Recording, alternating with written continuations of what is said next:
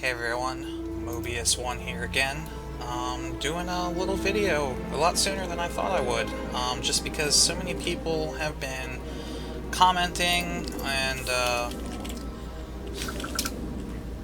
commenting and sending me messages telling me how helpful my other episodes have been. I felt almost obligated to make another video, and sorry. As soon as I decide to start filming, someone's asking me for training. So, yes, sir, I will help you out. Go ahead and give him some Terrascasi training. Is that all you need? That is it. You are all set, sir. So, I'm not really planning on doing anything on this video. I guess, other than having a conversation with this guy, Slithic.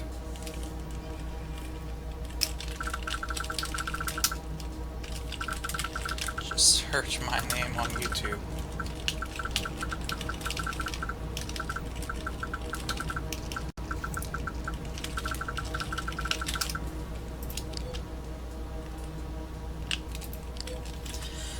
So, ooh, vehicle hidden. There we go. Weird glitch. Okay. We're here on Corellia. We're in the city of Coronet, which is down here. We're pretty much just figured I was going to drive around, let people take a look at a different planet that I haven't featured yet in any of my episodes while we discuss what is arguably the most frequently asked question I get on comments and the other videos is the Jedi in galaxies. Everyone wants to know, can you be a Jedi? What's the deal with Jedi? Yes, Jedi are in galaxies. They're not in the emulator yet. So, no, you cannot be a Jedi in the SWGEmu yet. I'm going to try to discuss as many of the most important points regarding Jedi as I can remember.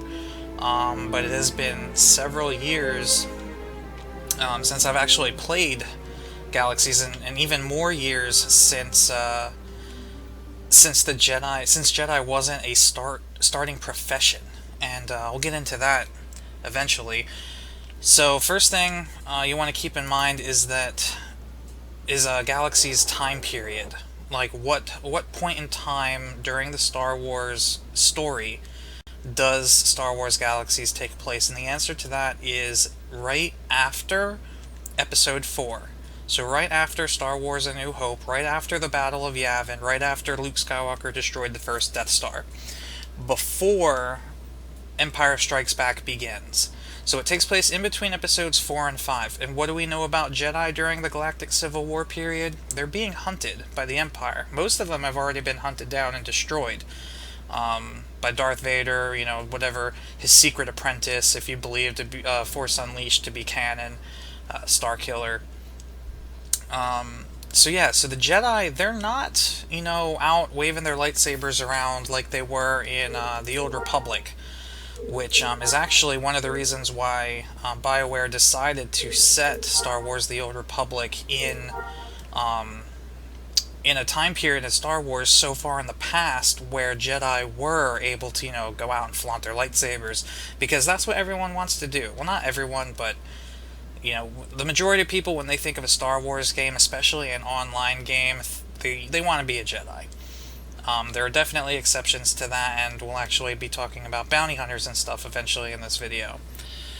So there's the time period, and that plays a big deal into, Sony's whole direction with Galaxies was not to create a game where everyone's a Jedi and people are having epic lightsaber battles. This game was more about creating your own legacy in the Star Wars universe.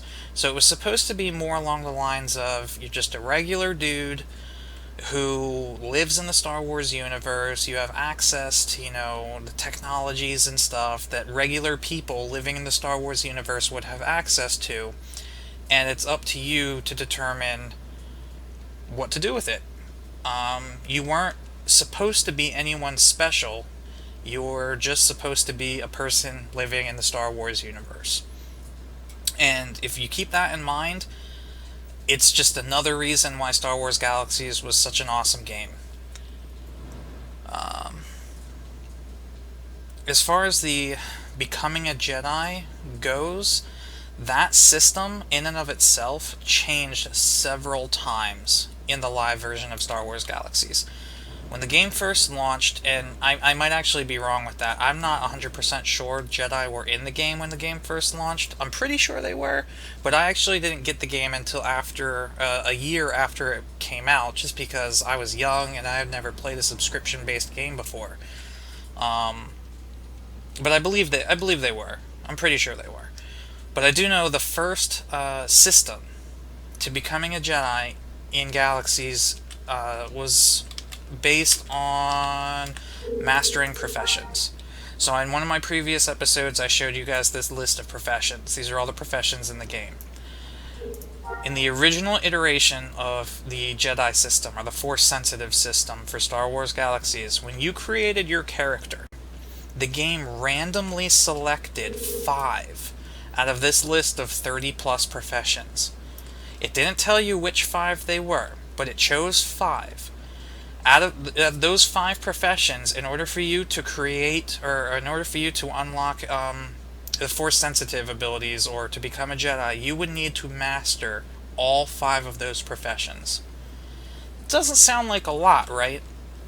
But in reality, mastering 5 professions can take a really, really long time.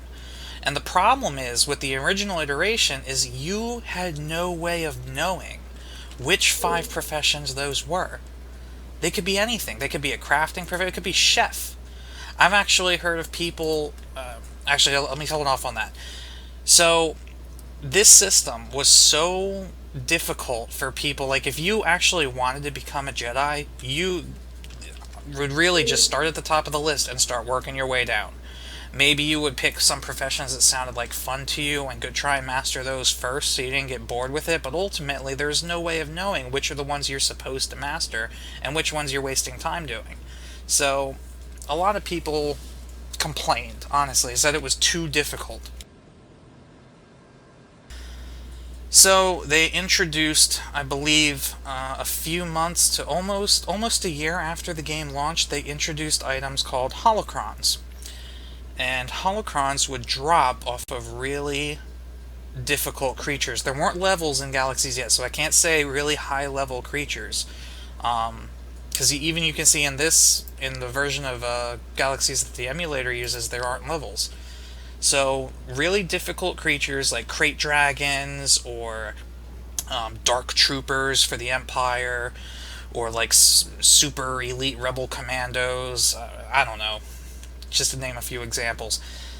And what these holocrons would do is they're basically consumable items.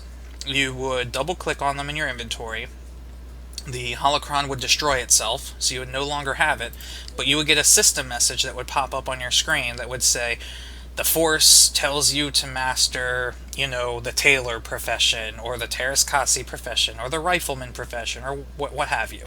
It would basically tell you one profession out of those 5 that you needed to master, and then the holocron would be gone. And unfortunately, if you were lucky enough to find 2 holocrons, and you used them both at the same time, you would essentially be wasting a holocron, because the second one, it would always tell you the same profession until you had mastered it.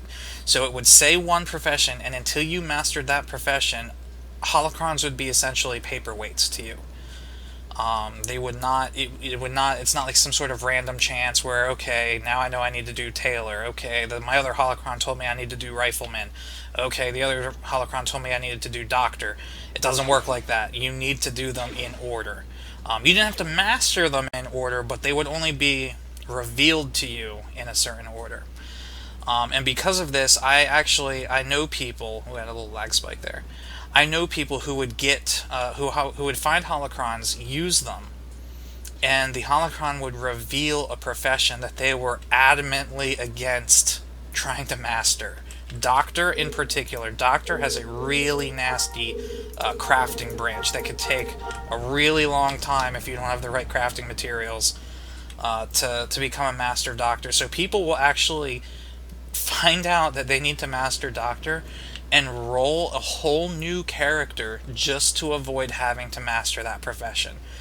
Granted, if they were, 3 or 4 professions in, they'd probably stick with it because they already had a lot of time invested. But if you find out Doctor is your first profession that you need to master, yeah, you might be better off just rolling a new character. So yeah, that system lasted pretty long. And actually, I had mastered 2 holocron professions. My first one was Terraskasi, which I was lucky enough to already be halfway through when I discovered that that was my first profession I had to master. So that I was really excited about that. I had already planned on becoming a Terraskasi master, and now my holocron was saying that that was my first step to becoming a Jedi. I was pumped. So I mastered it. I got a second holocron, and it told me Tailor. Tailor is basically you're just making clothes, and not even the clothes without stats. So it's not like people are buying these clothings to go out and, raid or do PvP with. No, this Tailor is pure cosmetics. Well, Tailor is bittersweet to me because it's the only crafting profession, or one of the only crafting professions, that you don't need to worry about the stats on your resources that you're using to craft with. In one of my other videos, I mentioned how crafting resources in galaxies have stats. And depending on the stats of the resource will determine how good of a quality item you produce when you use them. Well, if clothing doesn't have stats associated with it, it doesn't matter what the stats on the crafting materials are. So, to me, Tailor wasn't that bad, and I mastered it. A few months after I mastered my second profession, they changed the Jedi system yet again. They introduced what was called the Jedi Village on the planet Dathomir, which was a really long drive from one of the only 2 starports on the planet Dathomir, which is one of the most challenging planets in the game, if not the most challenging planet on the game.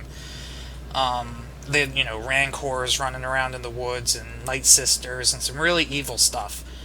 Well, somewhere hidden on that planet was the Jedi Village. And you would go there, and you would have to complete these really different quests that changed. I think it was every week, if I remember correctly. It might be every 2 weeks. But it was like there were different phases in the village, and you would have to, for each phase that you completed, you unlocked like 1/6 or 1/5 of... I'm trying to remember. You would unlock like different branches in these force-sensitive professions that they added that aren't listed here because this takes place before that iteration. And it was really... I'm so hazy on this. I'm trying to remember details that I haven't had to think of in years. All I remember is it didn't matter how much grinding you did, you still had to wait until the phase changed. So it really slowed down the process for people that were into like power grinding to become Jedi. It prevented them from blitzing to Jedi as soon as this new system was implemented. That being said, I do remember that in order to gain some of these force-sensitive skills that you needed, that you had to convert regular experience into force-sensitive experience at a ridiculous exchange rate. Since I was a Terraskasi master, I actually remember this because I'd done it so many times. You would convert unarmed combat experience into force-sensitive experience at a 30-to-1 exchange rate. For every 30 unarmed experience, you got 1 force-sensitive experience. That's ridiculous, especially considering how much force-sensitive experience you actually needed per skill. It took you weeks. It was almost a good thing that the village phases lasted so long, because it actually gave you a chance to accumulate the amount of experience that you needed for each skill. So that system actually lasted until the final change. That system, by the way, is what system I completed becoming a Jedi. I unlocked my Jedi character during that version of the whole, become a Jedi system. And it was actually pretty useful because they didn't just kind of blow people away with the holocron. Since I had completed 2 of my holocron professions, when they changed this system over, they actually let me automatically choose 2 force sensitive trees to have completed as soon as this new system went live. So even though they changed it so that holocrons were no longer used to become Jedi, since I had already, made some progress with that previous system, they carried that progress over, which was actually really cool. So that system lasted a really long time, and then shortly after World of Warcraft came out, they had the combat upgrade, which 99% of the people that used to play Galaxies, when they hear someone talk about the combat upgrade and then the new game enhancements, or the NGE, they'll say that's where Galaxies died. And really, it is where Galaxies died, but Galaxies lost at least half of its population to World of Warcraft as soon as that came out, because it was just a dated game. It had been out for years, and I hope you guys know that by me making these videos, I am in no way knocking on Galaxies. I love this game with a passion, but it was dated. The graphics were dated.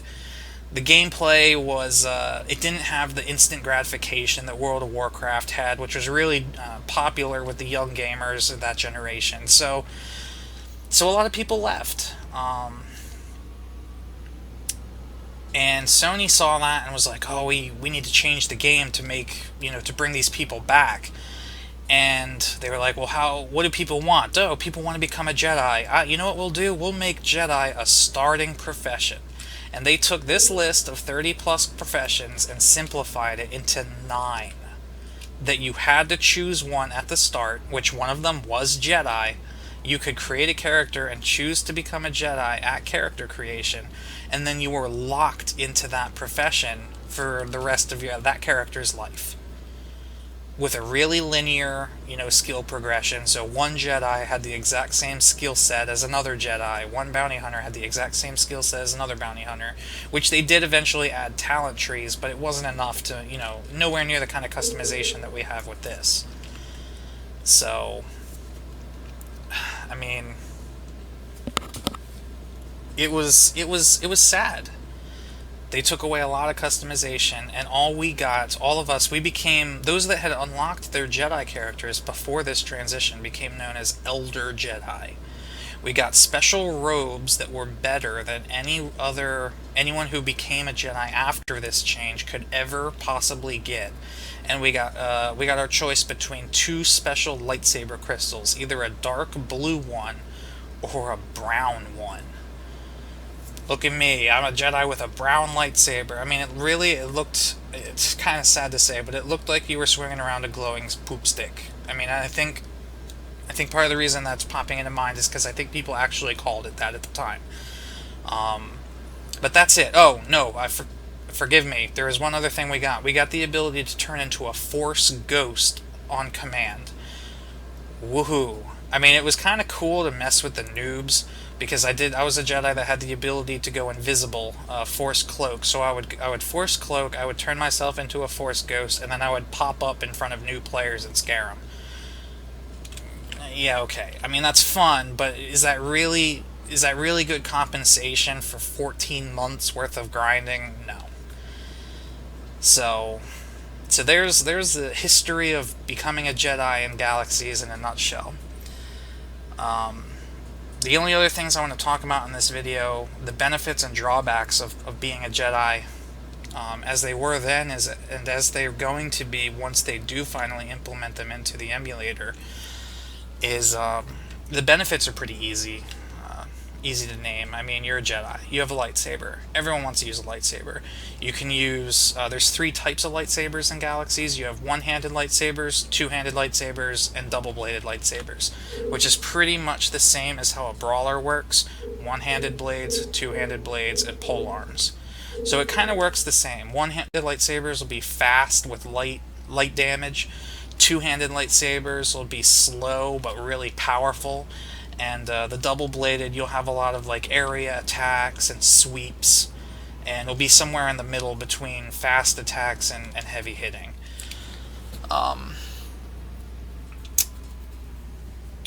What else? Lightsabers, I'm trying to think. Initially, they were their own type of damage.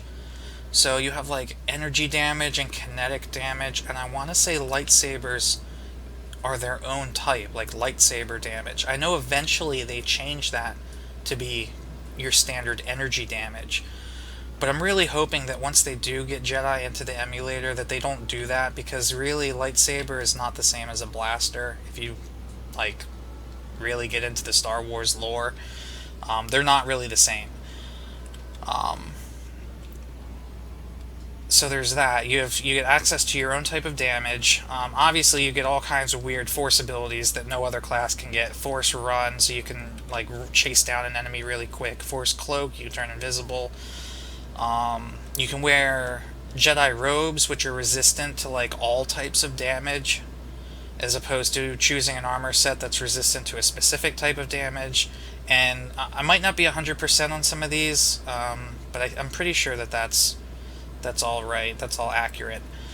You also get access to a second character, which was a big deal at the time, but since you can already have multiple characters in the emulator, I'm not sure what they're going to do with that.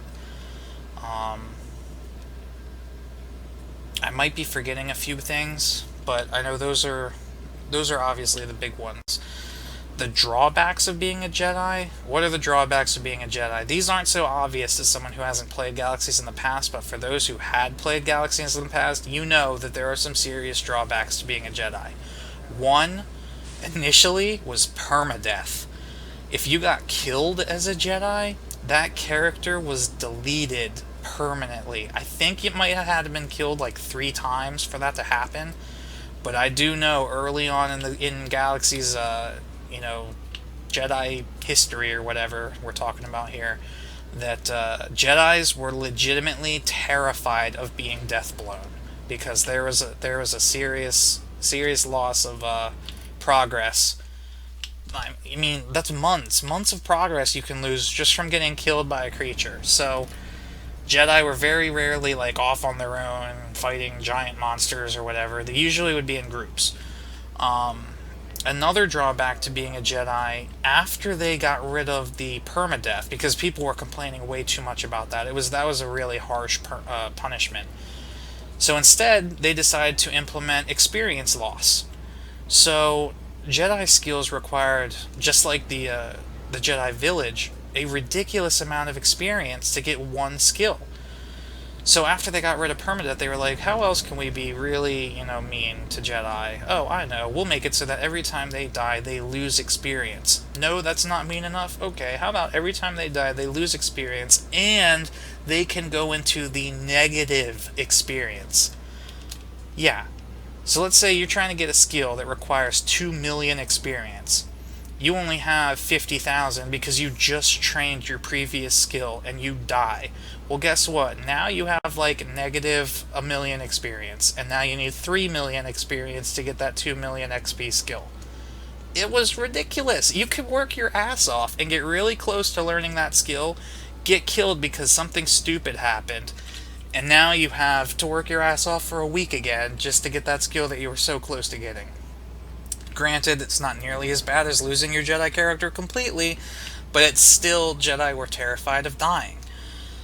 And to make things worse, another drawback of being a Jedi are bounty hunters. And this is where a lot of people will have fun. A lot of games, a lot of MMOs, especially EVE Online, people say cater towards griefing. I won't get into a debate on that kind of thing. But if there's any class in Galaxies that's a griefing class, it's definitely bounty hunters. So if a Jedi used any of their Force abilities or activated their lightsaber within visual range of another player, that Jedi would get put on the bounty hunter mission terminals. And I think there are some over here behind the cantina. We're going to go check it out. Maybe they're in the city square, I think. So there are these mission terminals, yeah, right here, that I don't think I can access. Bounty Hunter Mission Terminal. No, you're not authorized to use this terminal.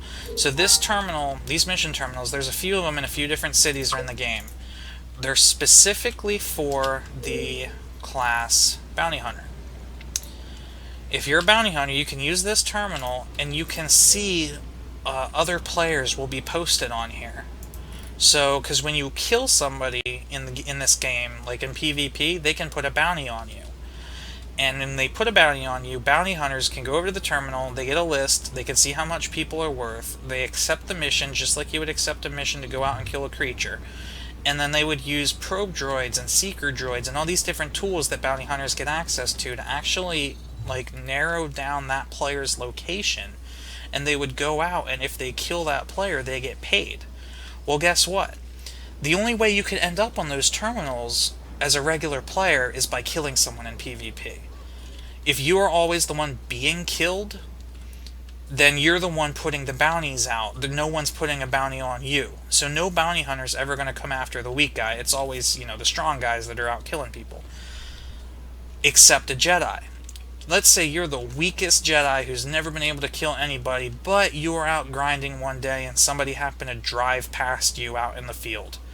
Just because they happen to see you using a lightsaber, you are now automatically on that bounty hunter terminal, and any bounty hunter can go and try and kill you. And if they do kill you, not only do they get paid, but you lose experience. So, for anyone in Galaxies who's looking to grief, bounty hunter is definitely the profession for you. Because the Jedi has no way of knowing that somebody's after them. If a bounty hunter accepts your mission, and I have so many stories about bounty hunters trying to kill me. I even had one infiltrate my guild so that they can attack me during a guild meeting, which actually I wasn't even mad about that because that guy had real dedication. He didn't get me, unfortunately. I was able to kick his ass, but I still had mad respect for the guy. It was really impressive.